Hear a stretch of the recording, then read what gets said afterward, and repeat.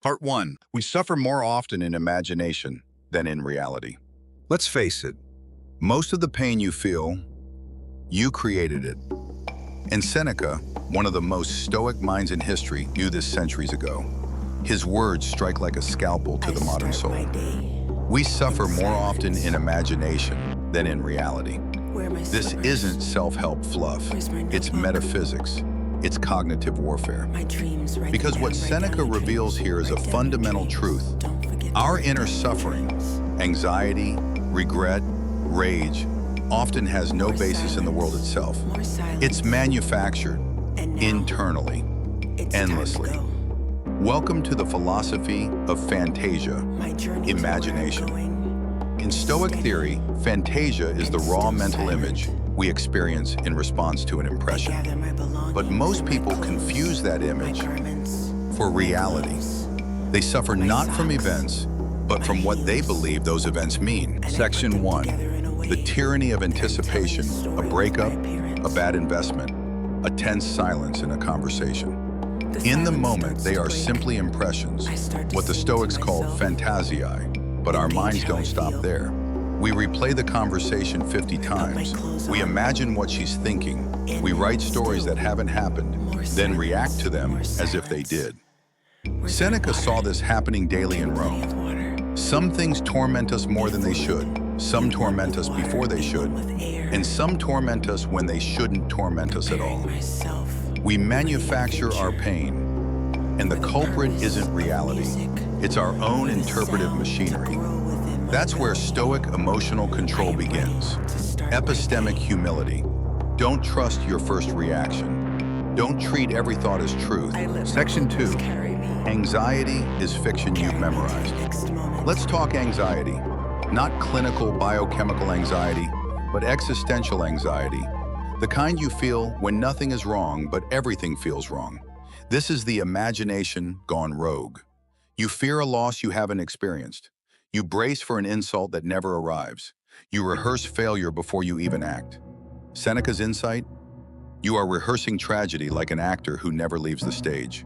This is where we introduce premeditatio malorum, the Stoic technique of premeditating evil. You don't do it to suffer in advance. You do it to strip fear of surprise. If your mind is going to wander into suffering, at least let it do so consciously, under your rule, not its own. Section 3.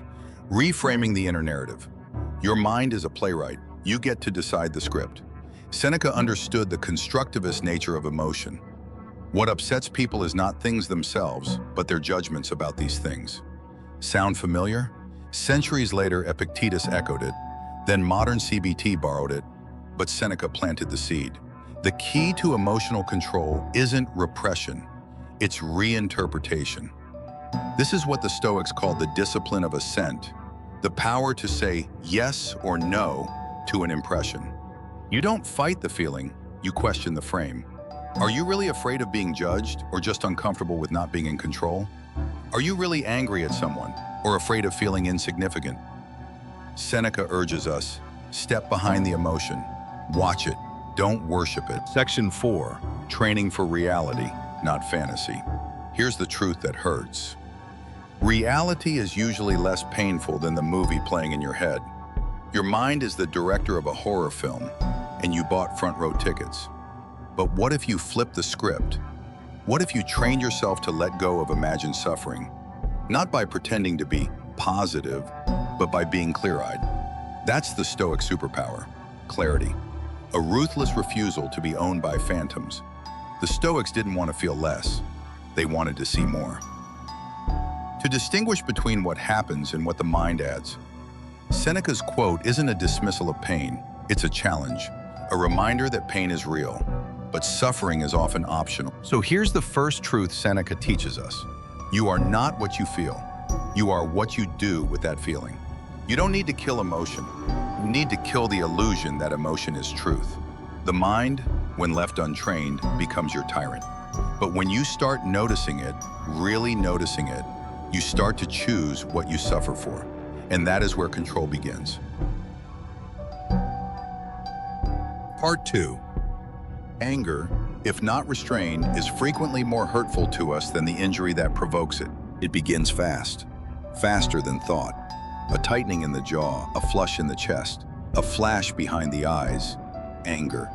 But Seneca, the Roman philosopher who dissected emotion like a surgeon, gives us a brutal truth. Anger, if not restrained, is frequently more hurtful to us than the injury that provokes it. Let that sit. The wound you think you're responding to, it's often less dangerous than your reaction to it. This is not moralism, it's psychological realism. Because unchecked anger doesn't just burn your enemies, it burns your judgment, your future, your peace. Section 1, the philosophical anatomy of anger. Seneca wrote an entire treatise on this, De Ira, on anger. To him, anger is not just a feeling, it's a disease of the soul, a temporary madness. He called it a brief insanity. Why? Because anger breaks the fundamental Stoic principle. Reason must govern impulse. Anger reverses that order. The passions seize control. The logos, your rational faculty, is thrown into the basement. To be angry, then, is to forget who you are. You stop being a human with agency and become a slave to affect. This is where Stoicism parts ways with modern emotionalism. The Stoic doesn't ask, am I justified in being angry? He asks, what will anger do to me? And often, the answer is, more harm than good. Section 2, the cost of retaliation. Think about the last time you were truly angry. Did it help you? Did it make you stronger? Or did it eat you from the inside? Seneca reminds us, anger doesn't punish the offender, it punishes you. The injury might be real, the insult might be cruel, but if you hand your mind over to fury, you double the damage. This is why Seneca warns, no plague has cost the human race more dearly. Because anger doesn't just burn minutes, it torches relationships, reputation, rationality. Revenge feels like justice until it collapses into regret. Section 3, restraint is power, not passivity. Here's the mistake most men make. They think control is weakness. They confuse silence with submission. But Seneca teaches restraint is strength. To feel the heat of rage and not act on it, that is virtus, the Roman ideal of manliness, rooted in virtue, not violence. Restraint is not repression, it's command. To the Stoics, the highest power isn't to explode, it's to endure without losing yourself. Because real power isn't in what you can destroy, it's in what you can withstand. Section 4, how to disarm anger, the Stoic practice. Seneca offers not just theory, but practice. When you feel anger arise, he recommends delay, don't react instantly. Let time disarm the emotion. Perspective. Ask, will this matter in a day, a week, a year? Compassion. Understand that the offender may be ignorant, not evil. Self-reflection. Ask yourself, have I ever done the same thing? These tools aren't just philosophical, they're surgical. They pull the trigger from the weapon before it fires.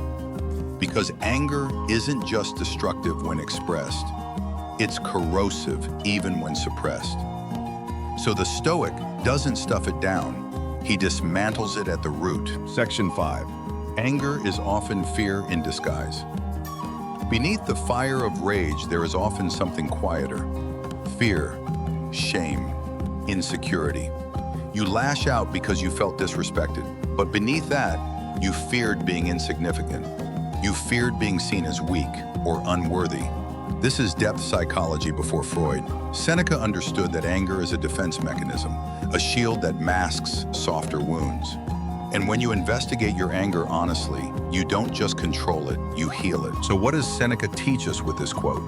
That unrestrained emotion is more dangerous than the thing that triggered it. You will be insulted, you will be misunderstood, you will be betrayed. But your task is not to react, it's to respond with clarity, not combustion. Because what matters most isn't what happens to you, but what you do with what happens. Anger wants control, but Seneca reminds you, you are the one in command.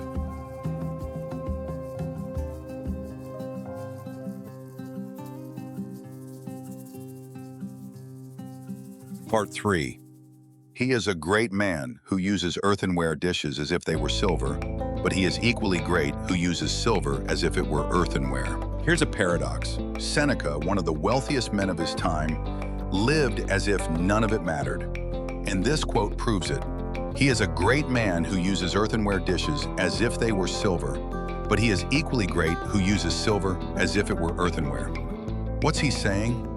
True emotional control doesn't just show in how you handle pain, it shows in how you handle pleasure. Section 1. Philosophy against possession. We live in a world obsessed with symbols. Luxury cars, designer watches, gold-plated success. But the Stoic, especially Seneca, saw this hunger for status as a kind of emotional slavery. To treat silver as if it were silver, to treat wealth as something sacred, is to surrender your autonomy to external goods. Seneca flips that script. He says, you should master fortune, not worship it. If you treat a clay cup with reverence, not because it's rare, but because it's enough, you've already won. And if you own silver but never let it define your identity, you've won again. Section 2. Indifference, not detachment. Let's be clear, Seneca is not promoting poverty. He's not saying wealth is evil. He's introducing the Stoic concept of preferred indifference. Things that are good to have, but not essential for a good life.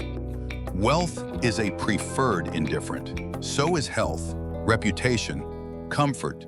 They have instrumental value, but not moral value. To the Stoic, what matters is virtue, not your bank account. You can eat from silver plates or wooden bowls. It's not the object. It's the attitude that reveals your soul. Section 3. Training the mind through simplicity. Seneca didn't just talk. He trained. He practiced voluntary discomfort. He wore rough clothes, slept on the floor, ate plain food. Why? To remind himself that comfort is not a guarantee, and that the fear of loss is worse than loss itself. Set aside a certain number of days during which you shall be content with the scantiest and cheapest fare, he writes, and say to yourself the while, is this the condition that I feared? That's not asceticism, that's psychological inoculation. When you live simply on purpose, you become unshakable when life forces simplicity on you. Section 4. Pleasure without dependence. There's nothing wrong with enjoying life. Seneca drank good wine, he read poetry, he had influence and estates. But, and here's the point, he didn't need them. To enjoy without needing, that is Stoic mastery. Modern emotional chaos comes from the opposite. We need stimulation. We need admiration. We need the algorithm to like us. Seneca's quiet power was in indifference, not apathy, but sovereignty. To enjoy a thing fully, to let it go instantly without collapse, that is inner wealth. Section 5. What this reveals about you. Why does this quote about dishes matter? Because it reveals your relationship to the world. Do you define yourself by your things? Do you treat luxury as proof that you matter? Or can you move through both simplicity and extravagance with the same calm, knowing that neither touches your core? This is where emotional control becomes ontological, about your being, not just your reactions. Seneca's sage isn't a minimalist monk. He is a cosmic citizen, able to navigate feast and famine, applause and silence, with the same centered soul. That's not detachment, that's freedom. So let's recap the 3 great truths Seneca gives us. 3 pillars of emotional control. We suffer more often in imagination than in reality. Your fear is often fiction. Learn to separate thought from truth. Anger, if not restrained, is frequently more hurtful to us than the injury that provokes it. Emotional reactivity punishes you more than the world does. Restraint is power. He is a great man who uses earthenware as if it were silver, and silver as if it were earthenware. Your worth is not in your things. Emotional independence is real freedom. Seneca doesn't offer shortcuts. He offers clarity. And clarity is what most men lack today, in a world that confuses noise with meaning and stimulation with strength. But you've taken the first step. Because to listen to philosophy, not just as theory, but as a weapon against the chaos inside, that means something. Now the question is, what will you do with it? If this resonated with you, if Seneca's words helped you see yourself more clearly, don't keep it to yourself. Like the video, subscribe for more deep philosophy, and share this with someone who needs stillness in a noisy world. Because real power doesn't shout, it understands. And that's what we're building here. Together,